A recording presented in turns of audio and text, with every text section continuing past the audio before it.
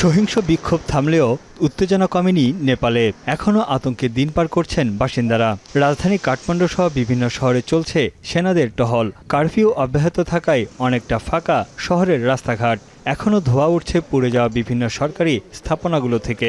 সবাইকে সংযত হয়ে দেশের শান্তি ফিরিয়ে আনার আহ্বান জানিয়ে আসছে সেনাবাহিনী সহ নিরাপত্তা বাহিনীগুলো।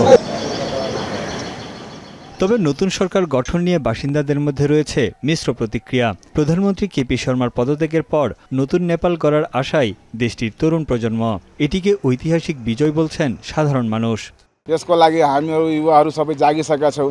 त्यही भएर यस्तो कुरो भएछ संसारमा, संसार बदलिसकेका छ हामीहरूको लागि। 5 वर्ष 10 वर्ष 20 वर्षसम्म शासन चलायो। गरीब शोषण पीडितलाई झन पेचेर अपने महल बनायो। यहाँ पे हर जगह घर, संसद भवन में भी खड़ा हूँ। ये संसद भवन है आपका, देखिए पूरा संसद भवन पूरा राख हो गया, जल के राख हो गया है।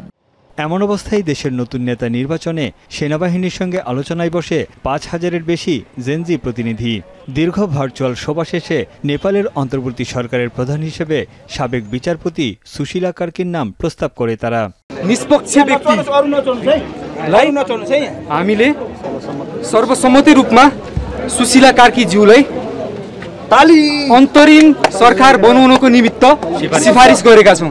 তরুণ প্রজন্মের প্রস্তাবে সায় দিয়ে সংকট মুহূর্তে দেশের দায়িত্ব নিতে সম্মত হয়েছেন সাবেক বিচারপতি সুশীলা কার্কি। এ সময় তিনি বলেন, দেশের পরিবর্তনে নতুন প্রজন্ম তার উপর যে আস্থা রেখেছে তা পূরণে তিনি প্রস্তুত। 72 বছর বয়সী কার্কি 2016 সালে নেপালের প্রথম মহিলা প্রধান বিচারপতি হিসেবে নিয়োগ পান। 2006 সালের সংবিধান প্রণয়নেও তার ভূমিকা ছিল গুরুত্বপূর্ণ। তাকে সমর্থন জানিয়েছেন কাঠমান্ডুর মেয়র বালেন্দ্র সাহা। তবে ফেসবুক পোস্টে তিনি দাবি জানান, সংসদ ভেঙে দিয়ে নতুন করে দ্রুত নির্বাচন আয়োজন করতে হবে। চলমান আন্দোলনের সামনে থেকে ভূমিকা রেখেছেন বালেন্দ্র।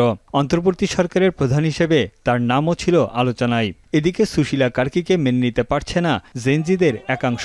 এ সময় তারা সেনা সদর দপ্তরের বাইরে বিক্ষোভ করে।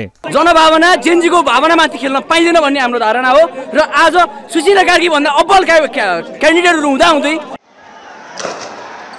সহিংস বিক্ষোভে 25টি কারাগার থেকে পালিয়েছে 15,000-এর বেশি বন্দী। লুট হয়েছে অস্ত্র ও গোলাবারুদ। বন্দীদের গ্রেপ্তার ও অস্ত্র উদ্ধারে অভিযান জোরদার করেছে সেনাবাহিনী। এরই মধ্যে শতাধিক বন্দীকে গ্রেপ্তার সহ বেশ কিছু অস্ত্র উদ্ধার করা হয়েছে। সহিংসতার জেরে বন্ধ রয়েছে ভারত নেপাল সীমান্ত। এতে পণ্য বোঝাই শত শত ট্রাকের দীর্ঘ সারি তৈরি হয়েছে রাস্তায়। নেপালে আটকা পড়েছেন বাংলাদেশ, ভারত সহ বিভিন্ন দেশের নাগরিকেরা। ত্রিভুবন সহ বাকি বিমানবন্দর চালু হয়, স্বাভাবিক হচ্ছে ফ্লাইট চলাচল। নেপালবাসীকে এখন সংযত হয়ে দেশ গঠনের আহ্বান জানিয়েছে ভারত, চীন, রাশিয়া সহ বিশ্ব নেতারা। এক সংবাদ সম্মেলনে চীনা পররাষ্ট্র মন্ত্রণালয়ের মুখপাত্র জানান, নেপালের অভ্যন্তরীণ সমস্যার সমাধানে পাশে থাকবে বেইজিং। 希望尼泊尔各界能够妥善处理国内问题，尽快恢复社会秩序和国家稳定。中方已提醒在尼的中国公民注意安全。মূলত তরুণ সমাজের বেকারত্ব, ভঙ্গুর অর্থনীতি, সরকারের সীমাহীন দুর্নীতি এবং সবশেষ সামাজিক যোগাযোগ মাধ্যম বন্ধের জেরে বিক্ষোভে নামে নেপালের ছাত্র জনতা। তানভীর জনি, এখন বিশ্ব।